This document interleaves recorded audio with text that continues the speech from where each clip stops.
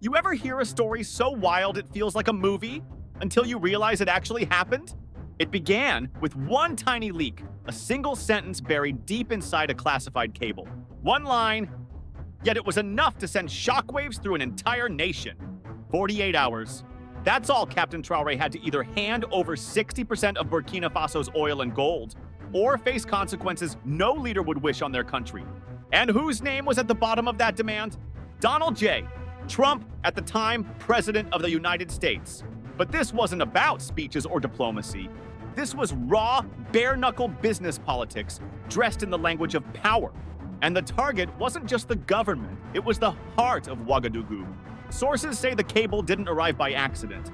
It was hand-delivered by a trusted go-between, a former U.S.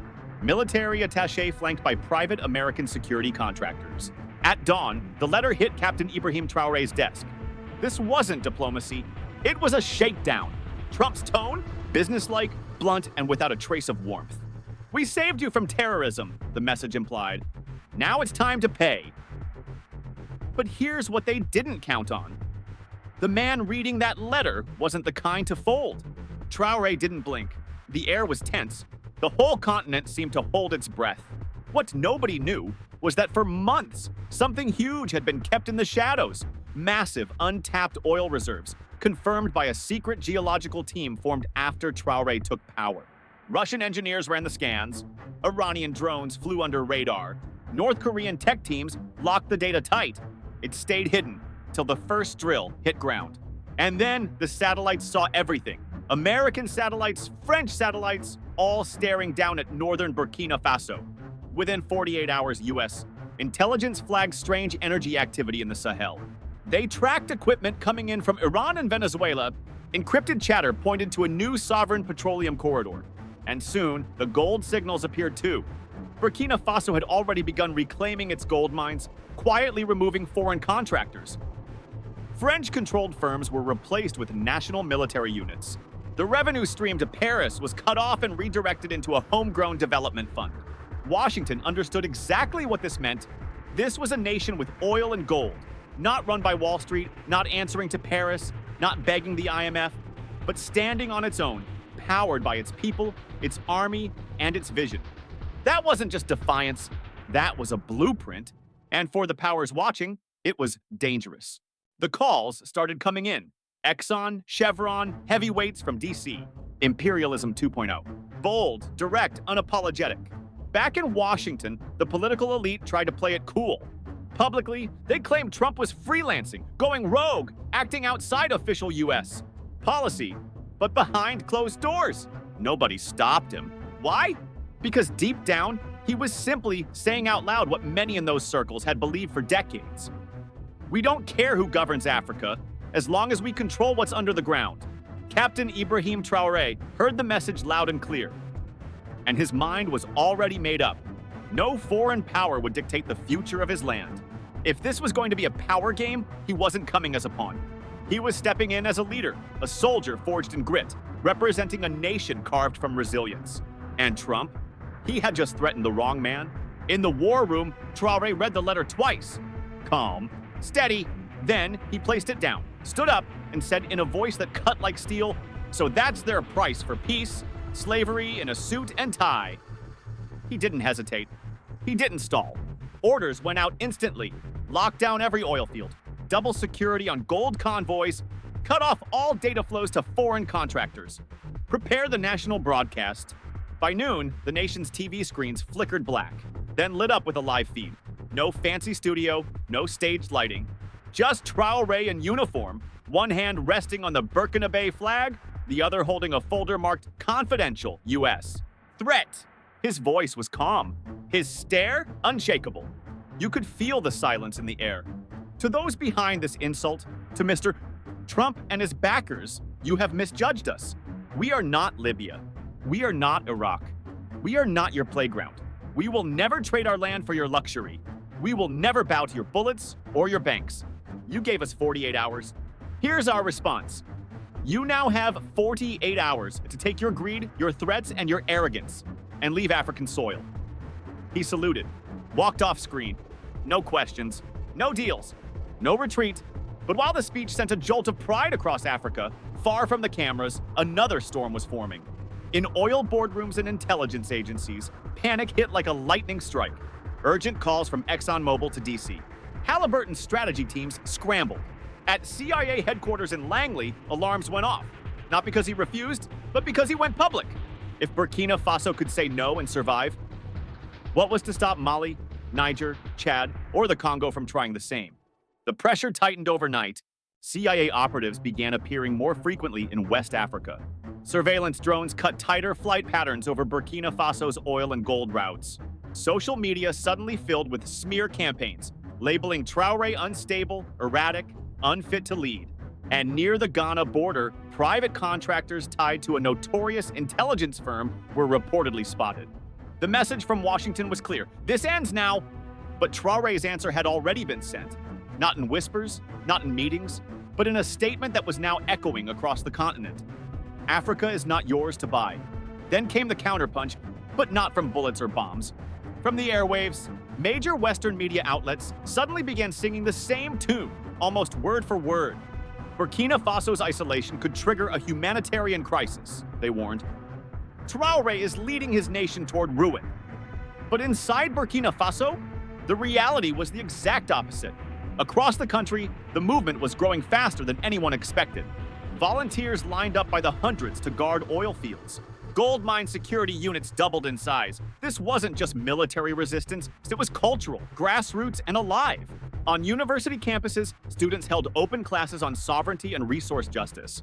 Women's groups brought food and supplies to soldiers, standing watch over gold convoys. And every time CNN or the BBC ran another expert segment tearing into Traoré, the young people didn't get angry. They laughed. They reposted the clips with captions like, "If they hate him this much, he must be doing something right." Traoré understood something most leaders miss. The real enemy wasn't just Trump. It was the global machine. Banks, oil giants, intelligence agencies, media empires. The same system that had stripped Africa bare for generations. And now, that machine had turned all its weight on one man. Because he dared to say no. And meant it. But he wasn't alone. Just days after rejecting Trump's ultimatum, 3 military planes touched down in Ouagadougou. No bombs, no troops for hire, just brothers. From Mali came Colonel Assimi Goïta, silent, steady. From Niger, General Abdourahmane Chiani, eyes sharp with fire. From Guinea, Colonel Mamadi Doumbouya, walking tall, unapologetic. No suits, no diplomats, no foreign handlers. They walked into the presidential palace together and came out side by side with Traoré for the cameras. Then came the line that electrified the continent. If you touch Burkina Faso, you touch all of us. It wasn't just a show of unity. It was a new doctrine. Africa's answer to NATO, the birth of the AES shield. Mali sent battle-hardened advisors to guard oil fields. Niger deployed logistics teams to navigate harsh terrain. Guinea opened its skies for emergency supply runs. And the fight didn't stay on the ground. Our future. Our fight. The ripple effect was immediate. In Bamako, streets overflowed with solidarity marches. In Conakry, murals appeared showing Traoré standing atop oil barrels, waving the Burkina flag high. Even in Chad and the Central African Republic, youth groups chanted AES or death. Meanwhile, Western intelligence scrambled to keep up. But they had missed one crucial shift. This was no longer just about Burkina Faso. It had become a Pan-African firewall. And Traoré, he wasn't backing down. He was marching forward alongside a brotherhood forged not in boardrooms, but in war, betrayal, and the shared dream of true African freedom. While Western powers raged in private rooms, 2 global giants were already making their moves, quiet, strategic, unapologetic. China and Russia. They didn't come with threats. They didn't arrive wrapped in arrogance. No red carpets, no media blitz. Just engineers, diplomats, and a game-changing offer. A fully operational oil refinery designed and built in 90 days. Gold valuation systems that cut Western banks completely out of the loop. And most importantly, a digital trade network powered by China's digital yuan, bypassing both the CFA franc and the US dollar. This wasn't just about owning the oil and gold. It was about controlling every step of the value chain. And Russia? They weren't far behind. The very next day, a Russian Ilyushin military transport touched down at a secure airstrip. On board, advanced electronic warfare systems and dozens of unmarked crates labeled specialized defense assets. Translation: Burkina Faso's oil fields now had Russian-grade anti-drone protection. In Washington, jaws tightened. CNN called it a dangerous new axis. The State Department accused Traoré of selling out to dictatorships. But on the streets of Africa, nobody cared what the West thought. To the people, Traoré wasn't selling out. He was fighting back. China and Russia weren't seen as invaders. They were seen as tools. And in the AES vision, tools for liberation were welcome. At this point, Traoré had pulled off something almost nobody thought possible. He'd refused a U.S. ultimatum, exposed a global resource grab, and rallied China, Russia, and half of West Africa to his side. In the U.S., the media meltdown began. CNN ran red banners. Burkina Faso threatens U.S. A dictator. A puppet of Putin. The next Gaddafi. But the internet wasn't buying it. Even African Americans joined in. This man just told Trump, "Over my dead body," and lived to talk about it. That's leadership. Back in Burkina Faso, the youth fired back in their own way. They took CNN's fear-mongering clips, remixed them into protest anthems, and blasted them from street corners. They wore t-shirts that read, "If CNN hates you, you're doing something right." By now, Traoré wasn't just a president. He had become a symbol, a meme, a movement. Even Time magazine had to take notice. Their next digital cover read, "The man America can't bully. Inside Traoré's African uprising." But fame carries its own dangers. The more his name lit up global headlines, the heavier the threats became. Private intelligence firms launched cyber attacks. Swarms of social media bots pushed fake scandals and smear campaigns. In Washington's back rooms, whispers of regime change began to stir again. None of it mattered. The people could see exactly what was happening. And Traoré had already broken the script. He wasn't supposed to fight back. He wasn't supposed to survive. And he definitely wasn't supposed to go viral. Yet here he was, a 35-year-old soldier from Ouagadougou, trending harder than most Western presidents. No billion-dollar donors, no elite PR machine. Just grit, truth, and oil. As the 24-hour mark of Trump's deadline approached, the world waited to see if Traoré would cave. Instead, in the early hours, Burkina Faso's National Assembly met in total secrecy. No leaks, no foreign eyes. Under direct orders from Traoré, they passed a historic resolution. All oil and gold reserves within Burkina Faso are hereby nationalized and permanently protected from any foreign corporate ownership. The ink dried. The decree was signed. By sunrise, every Western company still operating in the country got the same message. Pack your bags.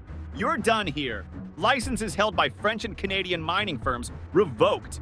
A U.S.-backed energy survey team escorted to the border. Foreign diplomats notified in the plain language, Burkina Faso's resources are not up for debate. Later that day, Traoré appeared on national television. No camouflage, no weapons, just traditional Burkinabe attire and a voice that was calm, firm, unshaken. We have been exploited for generations. Now that we've found our wealth, they want to take it back. But I am not here to serve empires. I am here to serve a people who have suffered too long. He paused, looked straight into the lens, and delivered the line that ricocheted from radios to rooftops. Burkina Faso is not afraid, and I will not negotiate with thieves. The streets erupted. Drums pounded. Fireworks cracked in the night sky. Crowds danced and chanted through the capital. He said no. He said no. He said no. Online, the movement surged again. The threat had failed. And Traoré? He hadn't just survived the pressure. He'd flipped the rules of the game. 12 hours after his nationalization decree, Washington went eerily quiet. No press briefings, no tweets, just whispers in military corridors and alarm bells in oil boardrooms. Then at exactly 7:42 a.m. Eastern, the silence broke. Donald J. Trump fired off a single all-caps tweet. Traoré just made the biggest mistake of his life. Africa will pay for this. The internet exploded. Journalists scrambled for reactions. Cable news turned into a shouting match. Markets in New York dipped as traders braced for whatever came next. In Ouagadougou, aides showed Traoré the tweet. He reportedly chuckled and said, "That's the sound of an empire losing control." But beneath the bluster, the threat was real. Satellite activity over West Africa tripled overnight. The U.S., Navy quietly moved 2 warships closer to the Gulf of Guinea. AFRICOM issued discreet warnings about rising instability. Burkina Faso's military didn't wait. Air defenses went live. Gold transport routes were locked down. Special forces redeployed to oil fields and strategic points around the capital. AES allies responded in minutes. Mali sent armored units across the border. Nigeria activated its air defense radar to cover shared skies. And Guinea dropped a political bombshell, a rapid response pact promising immediate retaliation against any foreign attack on Burkina Faso. Then came something Washington wasn't expecting. This fight spilled into the streets, not just in one country, but across the continent. From Nigeria to South Africa, Kenya to Senegal, thousands marched outside U.S. embassies. These weren't symbolic protests, they were warnings written in bold on cardboard. Touch Traoré, and you touch all of us. Africa is not your minefield. Keep your democracy. We'll keep our dignity. In D.C., sources say Trump was furious. The pressure campaign was supposed to break Traoré. Instead, it